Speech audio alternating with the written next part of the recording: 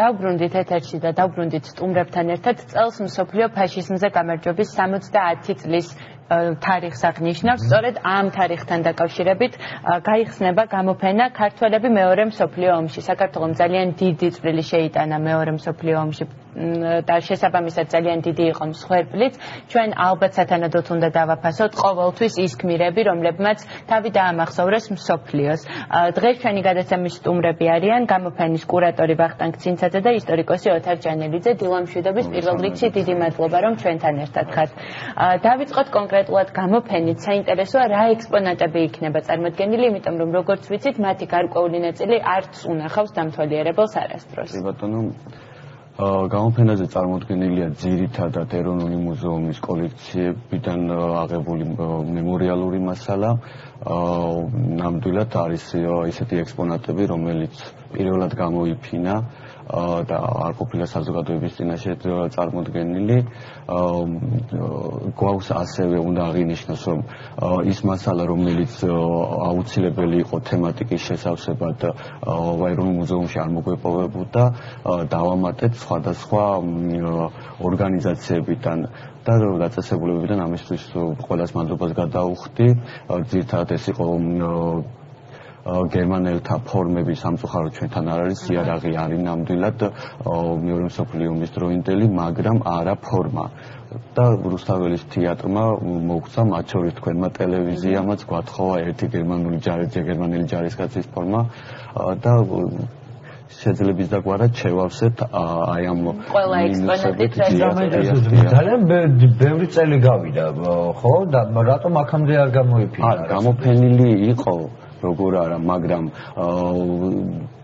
ძალიან ბევრი არის თავად მასალა და თავისთავად დარბაზები ყოველთვის ნებისმიერ გამოფენაზე ვერ დაიტევს აი ამ კოლექციას. ამიტომ 30 წლის წინ რაღაც ნაწილი იყო გამოფენილი.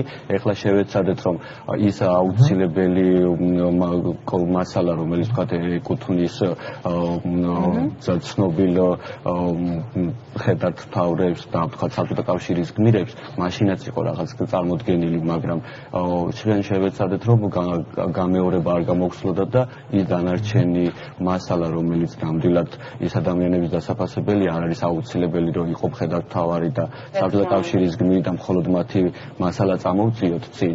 შევეცადეთ, რომ ჩვეულებრივი ჯარისკაცების, ოფიცრების პირადი ნივთები და მერწმუნედ ძალიან საინტერესო იმ დროის ყოფის ამსახველი, რაც მათ ჰქონდათ, რასაც იყენებდნენ, მათი ჯილდოები, მათი ფორმები, მათი იარაღი საკმაოდ ეფექტური გამოდის. და აი ვცდილობთ, რომ ეს სწორედ ის კოლექცია წარმოვაჩინოთ, რაც თქვათ 30 წლის წინ არ იყო გამოფენილი.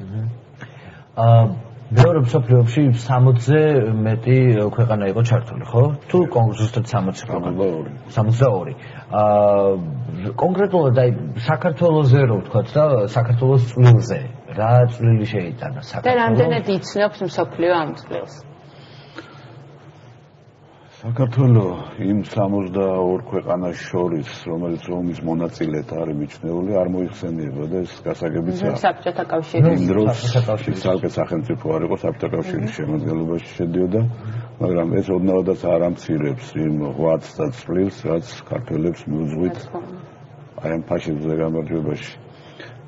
მარტო ომის დაწყებამდე 127,000 კაცი გადიოდა სამხედრო სამსახურში საბჭოთა ჯარების სხვადასხვა ანაყოფში და შემდგომ ომის განმავლობაში მობილიზაციის წესით ფრონტის სხვადასხვა ხაზზე გაწეული იყო სულ 700,000-მდე მებრძოლი.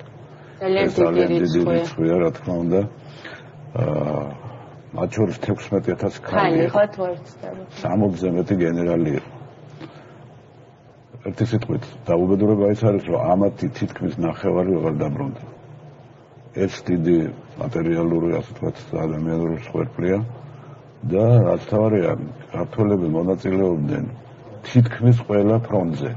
300,000 ადამიანი შეეწირა ზუსტად 300,000 თუ 305,000 ასე არ არის. მაგრამ დაახლოებით ნახევარი, მაგრამ სავარაუდოდ აი თითქმის ნახევარი. ამ 700,000 ადამიანიდან 300,000-მდე ვარაუდობთ, იმიტომ რომ ჩვენთან არის მუზეუმში ჯერ კიდევ 20 წლის წინ მოხერხდა შეგროვება ამ სიების დაგეგმილი იყო 8 ტომეულის გამოცემა, გამოცემულია 2 ტომი, მხოლოდ თბილისისა და ავტონომიური რესპუბლიკების მასალები.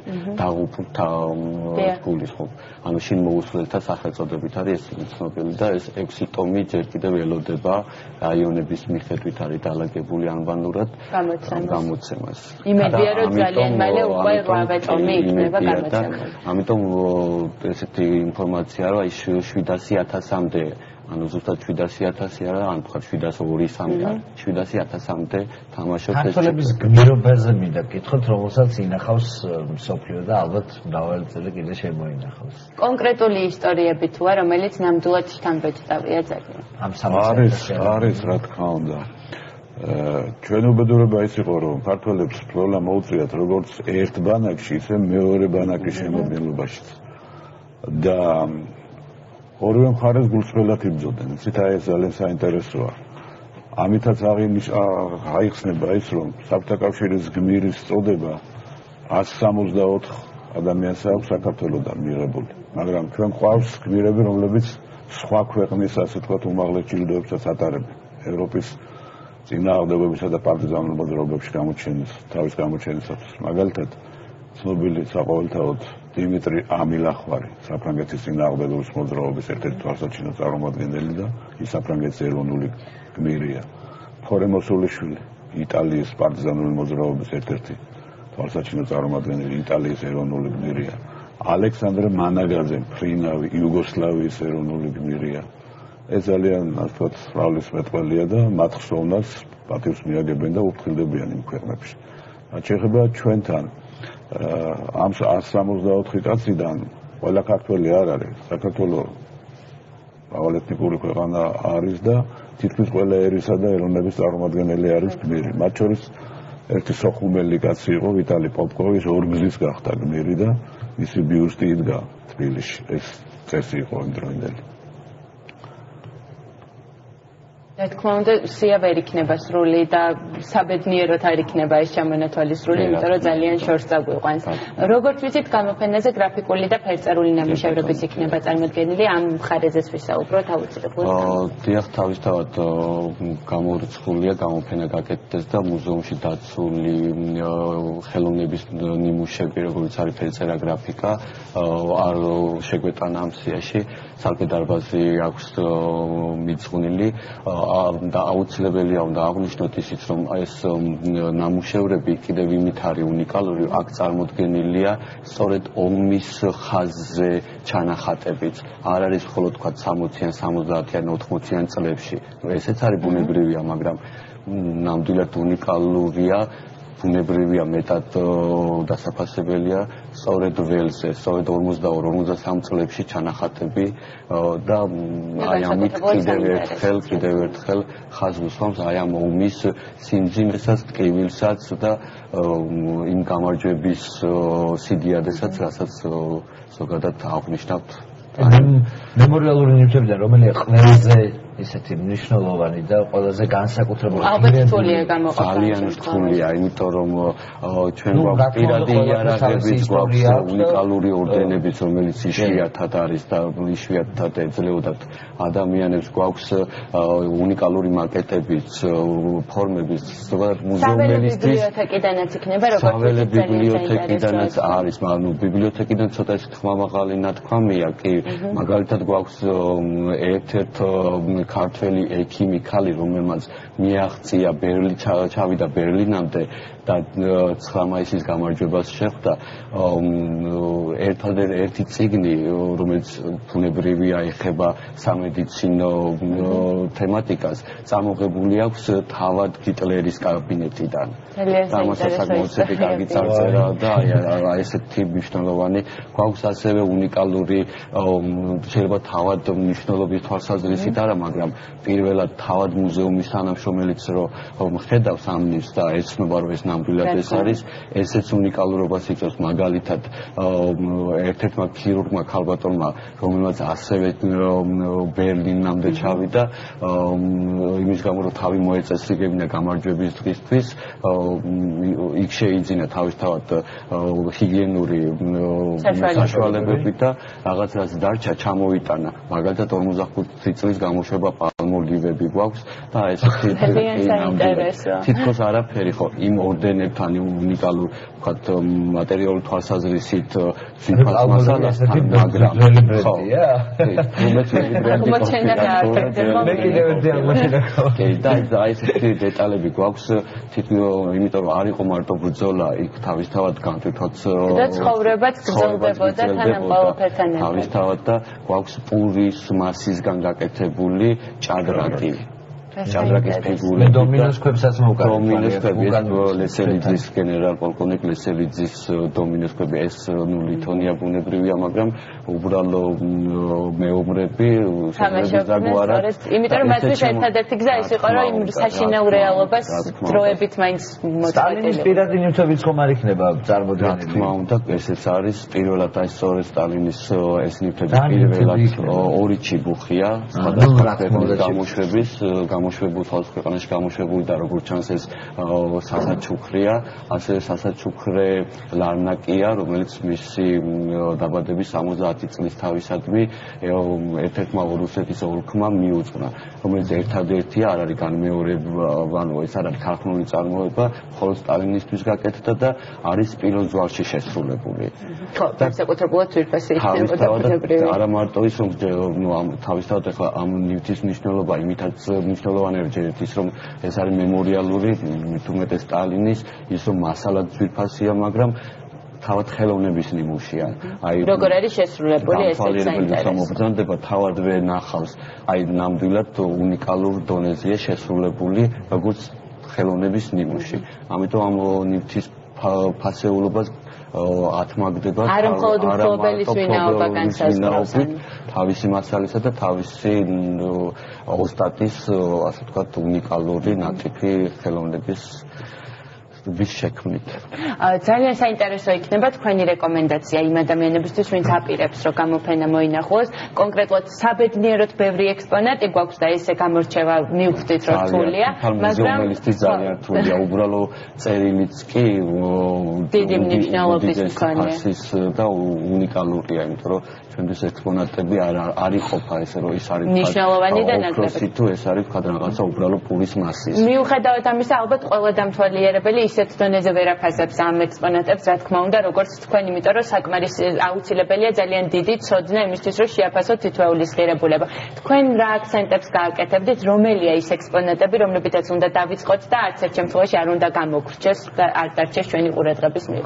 დამთვალიერებელი ბუნებრივია ყველაფერს დაათვალიერებს, მაგრამ გააჩნია ეს ყაზაღი ქვაბს და თვითონ და აქვე ჩავურთავ კიდევ ერთ კითხვას, რამდენად ფიქრობთ რომ რამდენად საინტერესო იქნება ეს და ახალგაზრდა დღევანდელი თაობის დამთვალიერებლისთვის, იმიტომ რომ რაღაცა ინტერესები შეიცვალა უკვე, რამდენად საინტერესო შეიძლება ეს იყოს და რითი იქნება საინტერესო ახალგაზრდებისთვის. მოგახსენებ, მუზეუმის ფუნქცია, გარდა იმისა, რომ თქვათ შეინახოს, დაიცვას და მოუაროს ამ ექსპონატებს და მე გამოფინოს და პოპულარიზაცია გაუკეთოს, არის საგანმანათლებლო ფუნქცია და ამ ხრივ დიდი პროგრამაა მუზეუმში და ერთ-ერთი სწორედ აი სტუდენტების, მოსწავლეების ვიზიტებია ჩართულობა. ხო, თანამედროვე მსოფლიოში მუზეუმის როლი გაფართოვდა ძალიან და ამ ხრივაც საინტერესო იქნება და გათვალისწინებულია. თან ახლა ჩვენ ახალგაზრდობა თქვათ არ მოსწრებია იმ წინა გამოფენებს, რომელიც მუდმივი ექსპოზიციის სახით იყო მუზეუმში. ამდენად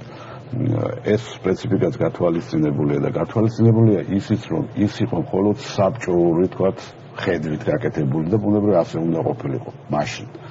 ახლა ჩვენ შევეცადეთ გვეჩვენებინა მთელი პანორამა მთელი მსოფლიო ომისა, არა მხოლოდ თქვათ გერმანია საბჭოთა კავშირის ომი, არამედ მთელი მსოფლიო ომი და ქართველების მასში ჩართულობა და მონაწილეობა. ეს იქნება საინტერესო ალბათ სკოლის სიგნებში წერია უკვე სახელმძღვანელოებში რომ ქართველები იქეთაც იბრძოდნენ თქვა გერმანელების მხარეს და სხვა მაგრამ თვალით რომ ნახავთ კი უფრო კარგად აღიქვამდა ამასაც აღიქვამს და იქ არის სპეციალურად ტექსტებიც ახლავს იმ გამოფენებს სადაც განმარტებულია და ამოძრავებდა იმ ადამიანებს ვინც თქვა გერმანელების მხარეს იბრძოდნენ ისინი ფაშისტები კი არ იყვნენ ისინი თავიანთ სამშობლოს განთავისუფლებას მოელოდნენ გერმანელთა გამარჯვების შემთხვევაში აი ეს არის აქ მნიშვნელოვანი და ჩვენ არ უნდა დაგვავიწყდეს და თქვა ერთი უკიდურესობიდან მეორეში არ უნდა გადავარდეთ. ამ ადამიანების ცხოვრება კიდევ უფრო ძალიან საინტერესო იყო ნამდვილად იმ ადამიანების, ვინც სწორედ ამ გზით ვარაუდობდნენ, რომ შესაძლებელი იყო დამდგარიყო ის მომავალი, რომელიც ვთქვათ საქართველოსთვის უნდათ მათ. საინტერესო ამ ადამიანების შესახებ რამდენად დიდი ინფორმაცია გვაქვს და რამდენად არის რეალობასთან ახლოს. წარმოდგენილიც გვაქვს და უბრალოდ მე იმის თქმა მინდა რომ უბრალოდ კადრებზე არ არის ჯერ დასრულებული გამოფენა. ანუ იქნება ფოტო და ვიდეო არქივებიდან წარმოდგენილი მასალა, ცოცხალი კადრები იმ პიროვნებებისა, რომელთა მასალებიც წარმოდგენილია იქ და აი ეს ინფორმაციული არ არის მარტო მხოლოდ ნივთი დადებული და რაღაც წარწერა ასეთ გაკეთებული. ანუ უბრალოდ გუშინ არ იყო ჯერ კიდევ დასრულებული გამოფენა ისეთი სახით, როგორიც ელოდება დამთვალიერებას. ამიტომ არ არის მხოლოდ ის რომ ხათ ახალგაზრდა თაობა მოვიდეს, თუნდაც არა ახალგაზრდა და საშუალო ასაკის თაობა მოვიდეს და მხოლოდ ნივთი ნახოს, აღიქვას და წავიდეს. არა, უბრალოდ ყველა თემატიკაზე ჩვენ გვაქვს გაკეთებული თავისი ტექსტით, თავისი ფოტომასალით, თან ორი იმ დროის ომის დროინდელი ფოტომასალა 41-45 წლებში გადაღებული ფოტომასალა, საბრძოლო სცენებიც კი შევეცადეთ, წამოგვეწია. გვაქვს ასევე არაჩვეულებრივი ფოტოები, რომელიც მოგეხსენებათ, როდესაც ომი დაიწყო, იძულებული გახდნენ ეს ქარხნები, სადაც რეალურად იარაღი მზადდებოდა, გადაეტანათ ზურგის უკანა მხარეს, სადაც ფრონტი პირდაპირ მისრობით არ მიმდინარეობდა. მე როგორც ვთქვი, სიმღერების იქნება წარმოდგენილი გამოფენაზე.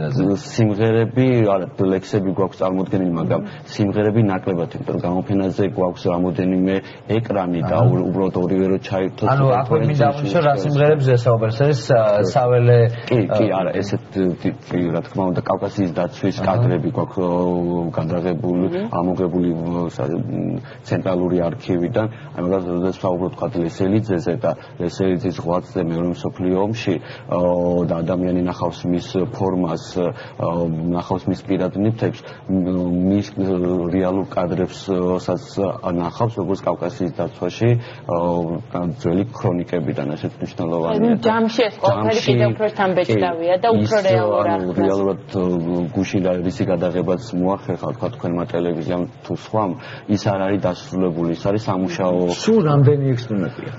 300-ზე მეტი ექსპონატია. ამაში რო არ ჩავთვალოთ ფოტომასალა.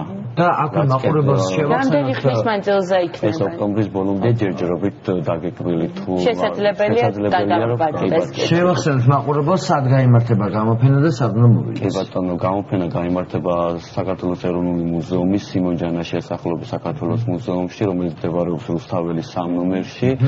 დასაწყისი იქნება 7 საათზე. გაიხსნება 7 საათზე. ჩვენ დრონალალა იწურება და უღრმესი მადლობა რომ ჩვენთან ერთად იყავით. მადლობა ესეთი საინტერესო საუბრისთვის. დარწმუნებული ვარ ასაკის მიუხედავად ყველასთვის ძალიან საინტერესო თემა. ეს თემა და ისტორიები საინტერესო იქნება ყოველთვის, იმიტომ რომ თითოეული ადამიანის ისტორია თან ფილმის სიუჟეტს გავს, იმდენად საინტერესოა. უნდა დავემშვიდობოთ ჩვენ მაყურებელს და ეს სამშვიდობება არ გავს სხვა დამშვიდობებას, იმიტომ რომ